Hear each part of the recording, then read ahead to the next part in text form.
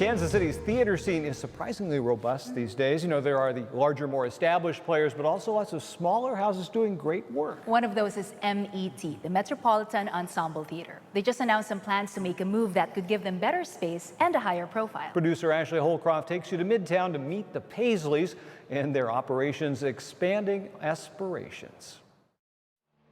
Table listing exact references so you can stop misquoting me.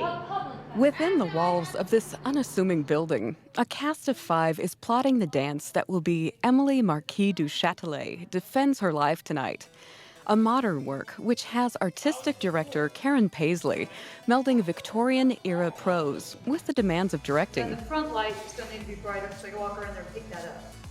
But being a jack of all trades is the way it's always been done here. And it's how this little theater has weathered 11 seasons, carving their notable niche into the rich tapestry of the KC theater scene. The motivator, stewardship. We were inadvertently losing the great plays from the landscape. And that when you talked about them, like The Crucible or things like that, people, oh yeah, I read that in high school. But they'd never seen it.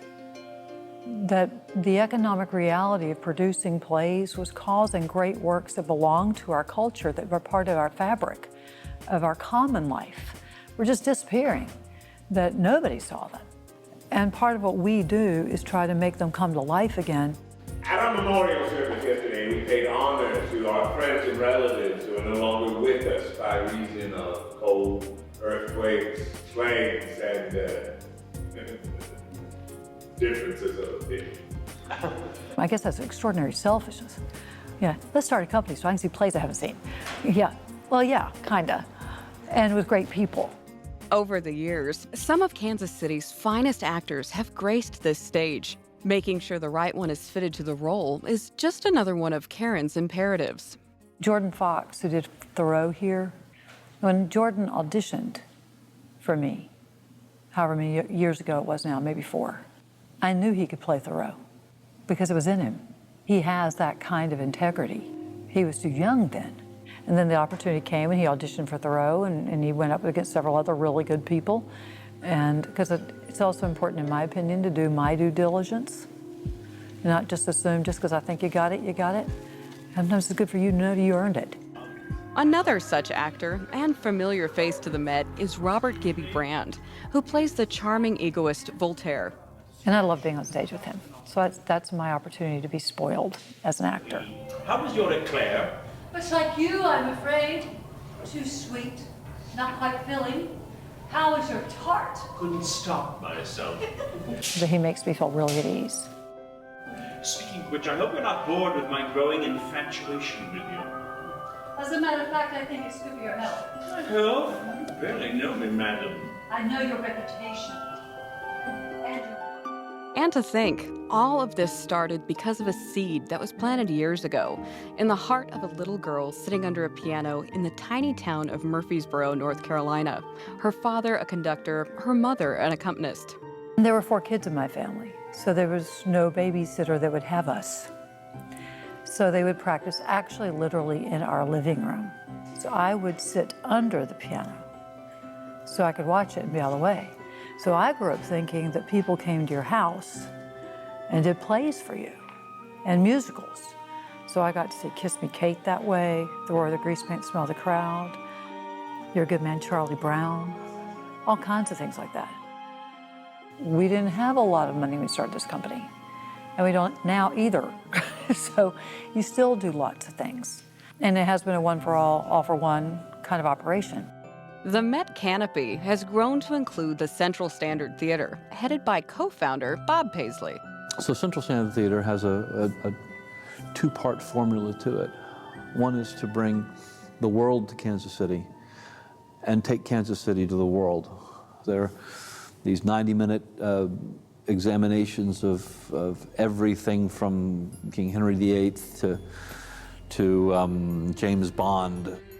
Our patron base and our audience base here exist beyond the United States. They have a world view, and that's why I think they have an interest in the international work that I bring in, the ideas that come from other cultures, other countries, and we can still identify with it And that makes good theater.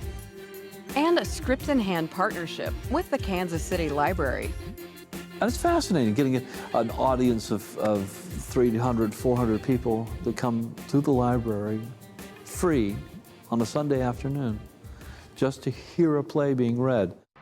But after over a decade of growth, an inevitable problem arose. And actually, I feel guilty whenever I say anything mean about this building because it's housed us in such an extraordinary way. And it has its own personality. We figured out ways to do amazing things in here. However, there's still only so many seats. The solution was found less than a half-mile down the road. Well, this here is the Warwick Theater. It was built in 1912 by the Bowler Brothers. It seated 1,000 people in the cinema, and it was occupied up until the 50s. 1953, it stopped being a cinema and became a second life as a retail store. And now we've got it, and it's going to take us a while, but I think we can restore it to some sort of a bit of the glory of its former life. So it's not just for us. So that'll be our home, but a way that we can also open doors for other groups to come there. I think it'd be a great music venue. We're on that place where we go, oh, it could be this, it could be that, we could do these things. Yeah, we can do all that. And we'll also do amazing plays there, but with more technical ability. One of our big goals as we're moving into this space is, bringing that intimate, friendly feel that we have now, bringing that here and exposing it to more people. While the Warwick won't be ready for a while, the old location is still offering that homey feeling to patrons who've come out on a cold January evening to celebrate Emily's opening week. The cast readies. Et voilà, monsieur. The audience settles in, and that once little girl who sat under the piano peering out at the orchestra now holds a very different view. I love that part because I get to watch the play, then I watch the people watch the play. And I think that's really maybe my favorite thing. It seems I love you desperately. Desperation can be quite enjoyable. Be my muse. You'll be mine. Genius, the world is complete.